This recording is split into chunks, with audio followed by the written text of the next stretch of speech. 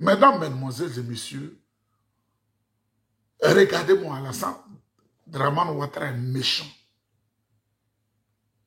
Dramane Ouattara est méchant. Dramane Ouattara est méchant. Vous savez, et je vous dis ce que je dis, c'est la vérité. Depuis l'accession de la Côte d'Ivoire à la souveraineté nationale et internationale, jamais il n'y a eu une telle immigration, une immigration si massive en dehors des frontières géographiques de la Côte d'Ivoire. Ce que nous avons connu, Oufouille avait fait une politique qui était telle que c'est les autres qui venaient chez nous. C'est les autres qui venaient. C'est Oufouille qui l'a voulu. Et il avait des raisons que je pourrais certainement vous expliquer. C'est les autres qui venaient chez nous. Et surtout les Burkinabés, parce qu'on était le même pays. Et quand on a pris les indépendances, Oufouille a voulu faire la double nationalité. C'est-à-dire tout Ivoirien de cette sorte de conseil l'entente qui venait en Côte d'Ivoire, il était Ivoirien. Et puis les gens ont boycotté ça. Donc Oufouille disait aux Togolais de venir, il disait aux Burkinabés de venir, il a favorisé les Maliens, les Libériens, les Guinéens, les Sénégalais. Il leur a dit de venir pour contribuer au développement de la Côte d'Ivoire. On en parlera certainement. Mais ce n'était pas la situation inverse. Sous le président Houphouët-Boigny, un Ivoirien, quand tu le retrouves au Maroc, c'est un diplomate où il est là dans le cadre d'un service qui est la mission de l'État à l'extérieur. En France, c'était sensiblement la même chose. On n'avait pas besoin d'aller à l'extérieur. Sous le président Henri Konan Bédié, les Ivoiriens ne sortaient pas. Même l'Ivoirien, même il quitte son village, il quitte Ganteguela, il vient à Abidjan, il quitte Abidjan, va à Ganteguela, il quitte Korogo, il vient à Abidjan, il quitte Abidjan, il va à Korogo, il quitte Yokobo, il vient à Abidjan, d'Abidjan, il va à Yokobo. Il quitte Daloa, il vient à Abidjan, il ne va pas ailleurs parce que l'Ivoirien avait peur de l'inconnu. Sous le président Gueye, même qui est militaire, qui était militaire, les Ivoiriens ne sortaient pas. Et j'ai tous les chiffres. Parce que on m'a tellement introduit dans la politique très tôt. J'étais secrétaire national du PDCI, chargé de la bonne gouvernance. Je ne faisais pas de tapage. Hein. À l'université, j'étais le président de la jeunesse. Je ne faisais pas de tapage. C'est une seule fois que j'ai parlé d'un journal qu'on appelait le Jeune démocrate. On m'a dit non, l'initiative, c'est tes aînés, reste en arrière. Parce qu'au PDCI, on s'est obéi. Le président Gbagbo est venu. Il avait comme un Ivoirien à l'extérieur. Les jeunes qui ont tenté de déstabiliser le pays à un moment donné, ce sont eux qui ont fui, ils étaient à Ouagadougou. Quelques-uns étaient au Mali, on voyait leur déplacement. Ce qui était négligé par les refondateurs qui s'en offusquent aujourd'hui. Les Ivoiriens ne sortaient pas. C'est sous Alassane Ouattara, avec son économie émergente, avec sa croissance à 20 chiffres, tous les jeunes Ivoiriens, ils sont entassés au Togo. Et leur métier, ce sont eux qui prennent les bagages sur la tête. Ils sont à Accra. Quand vous allez à Accra Mall, vous les voyez. Moi, j'ai visité tout cela. Quand vous arrivez au Bénin, pour que quelqu'un soit aujourd'hui footballeur, il est obligé. Adingra Simon, ils étaient au Bénin, non? Ça veut dire qu'en Côte d'Ivoire, ça ne va pas. Adingra, qui a joué la Coupe d'Afrique, ils étaient au Bénin, des amis, dans des conditions précaires. Parce que la Côte d'Ivoire n'est plus attractive. La Côte d'Ivoire, l'homme aime vivre là où c'est bien. Vous allez en RDC, il y a la guerre là-bas. Dans l'Est, Ivoirien, ça va chercher à manger. Vous allez au Nigeria, vous êtes étonné. Il n'y a pas trop longtemps, ça je vais vous le dire, discrètement, pour une certaine mission, j'étais en RDC. Quand j'ai vu mes compatriotes ivoiriens, j'ai voulu pleurer. Et le nombre d'Ivoiriens qui traversent la Méditerranée, comme des tilapias, dans des barques dangereuses, ce sont des Ivoiriens qui vont sur la côte de Lampedusa, qui vont en Italie, qui vont en France. Et aujourd'hui, on s'étonne que les Ivoiriens sont devenus des voleurs à Paris, parce qu'ils sont désespérés. Et ces Ivoiriens qui vont, ils sont accueillis très bien au Maroc. Ça, je vous le dis, hein. Si ce n'est pas bon, je vais le dire, on ne paye rien. Ils sont bien accueillis au Maroc. C'est en Tunisie, ça ne va pas. Au Maroc, on les accueille bien, parce que le roi du Maroc Il a la main sur le cœur et il sait l'histoire.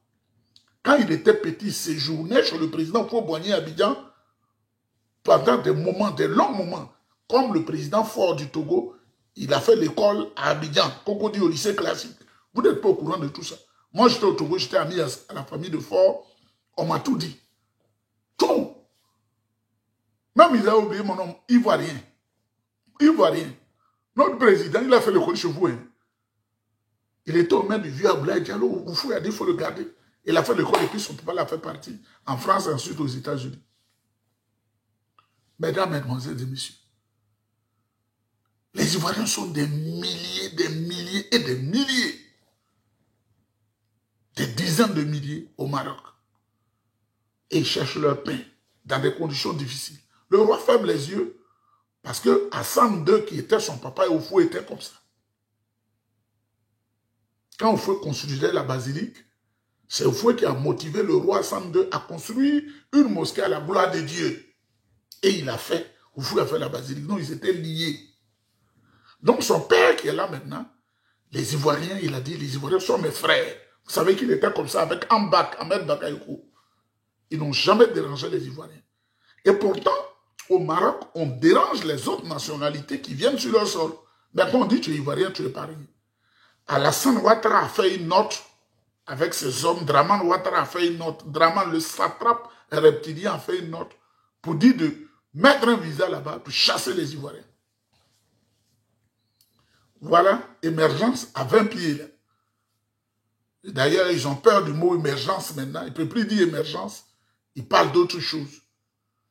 Le plus grand scandale de l'histoire de la Côte d'Ivoire, ce qu'on va retenir, c'est le passage de Draman Ouattara, ce satrape reptilien, à la tête de la Côte d'Ivoire, avec un surendettement massif de 33 000 milliards de francs CFA. Les Ivoiriens aujourd'hui sont en danger. Le roi du Maroc a dit non, on ne peut pas mettre un visa. On peut peut-être organiser des charters pour leur dire de retourner en Côte d'Ivoire. Ceux qui sont consentants, Draman Ouattara, je vous donne l'information, il dit qu'il ne veut pas. Il dit de mettre un visa avec un prix élevé comme ça que les Ivoiriens ne pourront pas supporter. Leur bourse ne pourra pas supporter. Il a fait aussi une lettre en Tunisie. Voilà le président du club de soutien qu'on appelle RDR. Voilà le président du club de soutien qu'on appelle RDR. Mais ce que je vais dire aux gens du RDR, la plupart des jeunes qui sont au Maroc sont issus de la population RDR et on les connaît. Et mon ami, dont je tais le nom, qui est grand journaliste, je dis il faut infiltrer le milieu, informe-moi. Il a infiltré. Il dit mais ils viennent la plupart du temps de Daloa. Les deux premières villes, il y a Daloa qui est premier et ensuite il y a Anyama. Ce sont ces jeunes. Le village du ministre Mamadou Touré, qui lui-même gère les fonds jeunes, c'est de chez lui que les gens partent et ils vont au Maroc. Ils sont dans la souffrance. Ils rassemblent des bâches comme ça et ils sont sous des bâches là, dans des coins insalubres. Draman Ouattara a demandé qu'on leur impose un visa et qu'on impose un visa en Tunisie. Parce que qu'est-ce qui se passe? Les organismes internationaux, surtout l'OIM, l'Organisation internationale sur la migration, dont les gens sont infiltrés, les hauts fonctionnaires sont infiltrés partout, ils font des rapports. Et ils ont dit, les premiers qui immigrent aujourd'hui en Europe, ce sont les Ivoiriens, les premiers. Alors, ils ont commencé à ruer dans les brancards, c'est les gens usurpent la nationalité ivoirienne. Celui qui va au Maroc, il n'a pas de passeport. Ceux qui vont au Maroc n'ont pas de passeport. C'est pourquoi ils passent par l'eau et quand ils arrivent à l'île, les Lampedusa, on les recense. Voilà l'échec du gouvernement dramanien à Abidjan. Et quand les jeunes arrivent en France, tout désespérés, aujourd'hui, le nom de l'Ivoirien est gâté. L'Ivoirien est devenu voleur. Quand vous êtes en France, il n'est plus bon de se réclamer Ivoirien, de dire je suis Ivoirien, parce qu'on dit ce sont des voleurs par la faute de Draman Ouattara. Mesdames, Mesdemoiselles, Messieurs, voici la vérité. Internet coûte cher en Afrique, je ne vais pas être long.